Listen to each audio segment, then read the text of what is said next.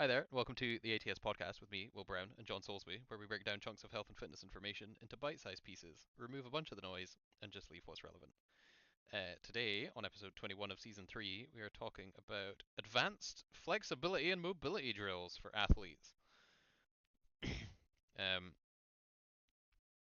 my single biggest gripe uh, with athletic performance things is that flexibility isn't always a good thing. Yeah, People assume it that was is. fun. They're like, oh, I'd like to be flexible. And you're like, why? Yeah. Unless you are part of the Cirque du Soleil or into particularly weird adult activities that require lots of flexibility, um, you just need strength through your full joint range or your joint range as far as you use it. Yeah. Would probably be the main one. If your range of motion is minimal, i.e., you are a powerlifter who is trying to get away with as little range of motion as possible, you probably want to train your muscles at longer muscle lengths at a time where you are not close to competition, just to keep things kind of healthy and even, because your muscles will develop asymmetrically, as in like the proximal and distal ends will grow at differing rates depending on how much ROM you go through. And if you are a particularly archy low stroke bencher, sumo deadlifter, like squatting just into parallel and no more, like you will likely develop asymmetrically towards the top half of the muscle length, like the proximal top half, because those are the primary tissues getting used because you're not going through long muscle lengths. Like it's not uncommon for folks' knees to take an absolute battering in a lot of this stuff, and it's also not uncommon for people to have wildly underdeveloped like vastus medialis and VMOs and things because they don't often go to full, like really full, long, like quad exposures on things like hack squats or split squats or even high bar barbell back squats and stuff. And it can just be quite a good thing to chuck into your programming if you are just a casual fitness enthusiast who has no aspirations of competing in strength sports.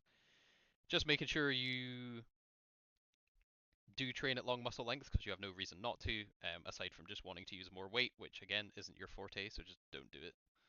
Um, because you get to, I mean, like think about it, less trips to get more plates, less like achy knees because you're not generating as much fatigue with each like repetition because it's not just as heavy as you can move it. It's heavy enough to give you a nice stimulating workout, but that's about it.